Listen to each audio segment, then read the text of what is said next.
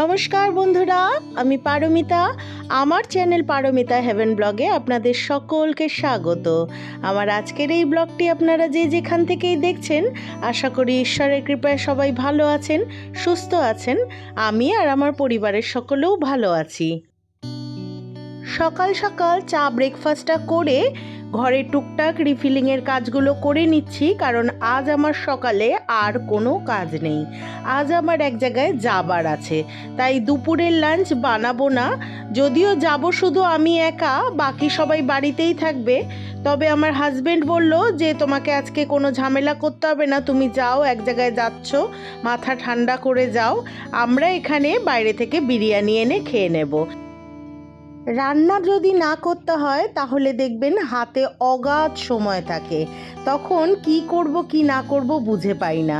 আজকে যেহেতু রান্না নেই, তাই ভাবলাম টুকটাক রিফিলিং যেগুলো করার আছে সেগুলো করে ফেলি। গতকাল আমার হাজবেন্ড নানান রকম ডাল, ছোলা, মটর সবই নিয়ে এসছে, সবই আমার বাড়ন্ত ছিল। তো যখনও আনে একবারে 1 কিলো 500 করে নিয়ে আসে। তো সেগুলোই আজকে ভরে ফেলবো, এখন সময় আছে। কন্টেনার বেশ কিছু খালি করেছি, সেগুলোতে এক এক করে ভরে ফেলবো।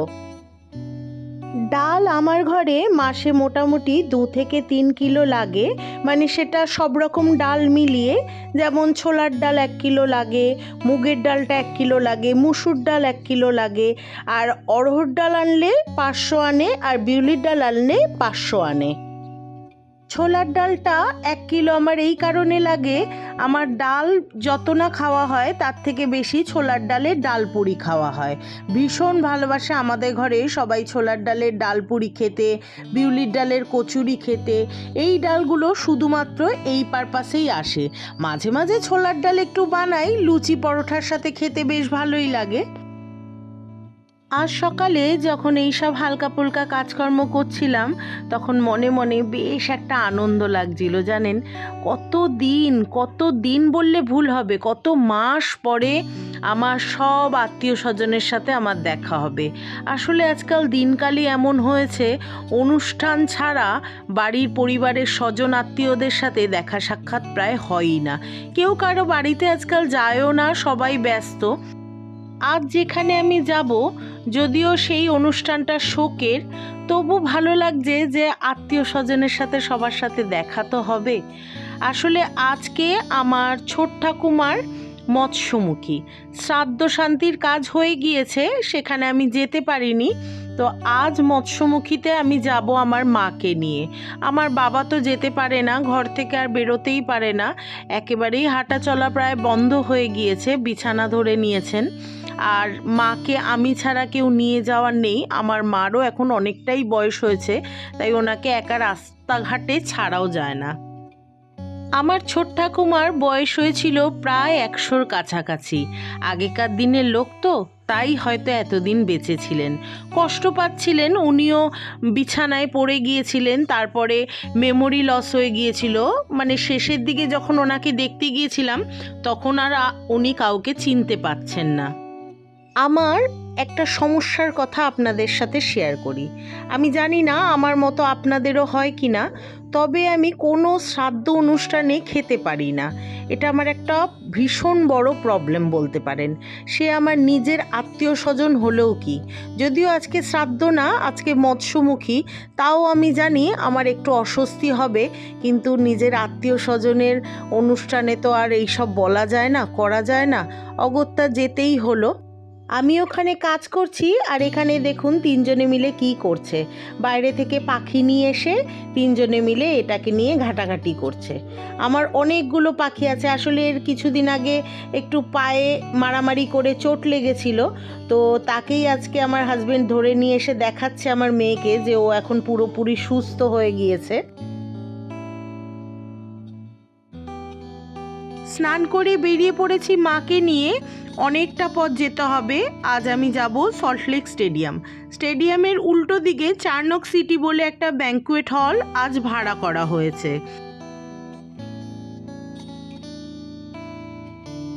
সোনাল টাকা চেইতা টাকা এটা আমার মেজো বোন, এটা আমার ভাই, এটা আমার পুচকু সোনা, আর এটা আমার একটা ছোট্ট বোন। মৎস্যমুখীর সাথে সাথে আজ একটা ছোট্ট ঠাকুমার জন্য স্মরণ সভাও করা হয়েছিল। এই যে হোয়াইট কালারের বোর্ডটায় সবাই ছোট্ট ঠাকুমাকে নিয়ে যার যা মেমোরি আছে সব এক লাইনে লিখে যাচ্ছিল। আমিও লিখেছি। আমি তাতে লিখেছিলাম, ছোট্ট ঠাকুমা তোমার জন্য পান বানানো খুব মিস করি। আসা মাত্রই সব মা কাকিমারা গোল টেবিলে বসে গিয়েছে, কথা বলছে। এদেরও অনেক দিন বাদে বাদেই দেখা হয়। আর এখানে আমার পিসি আমার মার সাথে আমার বাবার সম্পর্কে জানতে চাইছে, কেমন আছে না আছে জানতে চাইছে। আসলে ভাই বোনের তো একটা টানের ব্যাপার থাকেই। এটা সোনা মা, ওটা রাঙা মা, ব্লগে বলবো। ওটা না কেন ওটা আমার একটা মণিমা, সব ছোট কাকি, সব কাকি এরা। আর ওই যে আমার পিসি বসে আছে, মা বসে আছে, কাকু কাকিমা, দাদা বৌদি, পিসি, পিসামশাই যদিও আসেনি, আর ভাই বোনেরা তো রয়েছেই। সব মিলিয়ে যেন চাঁদের হাট বসেছিল। বেশ ভালো লাগছিল সব চেনা পরিচিত আমার খুব কাছের মানুষগুলোর মুখ দেখতে পেয়ে। এখানে আমার মণিমা আবার আমাকে একটু বকছে, কেন ছেলে মেয়েকে নিয়ে আসলি না। আর আমার হাজবেন্ডের কথাও জিজ্ঞেস করছিল, ও কেন আসছে না রে, ওকে এবার আমি দেখা হোক, খুব মারবো। আজকের এই ছোট্ট ব্লগটা এখানেই শেষ করলাম। আপনারা যদি চান তো একটা লাইক কমেন্ট করে দিতে পারেন, আর আমার চ্যানেলের পাশে থাকতে চাইলে আমার চ্যানেলটিকে একটা সাবস্ক্রাইবও করে দিতে পারেন। আর যারা অলরেডি করে দিয়েছেন তাদের জানাই অসংখ্য ধন্যবাদ। আজ তাহলে আসি, আবার দেখা হবে আগামীকাল একটি নতুন ব্লগ নিয়ে। ভালো থাকবেন, পরিবারের সকলকে ভালো রাখবেন। টাটা।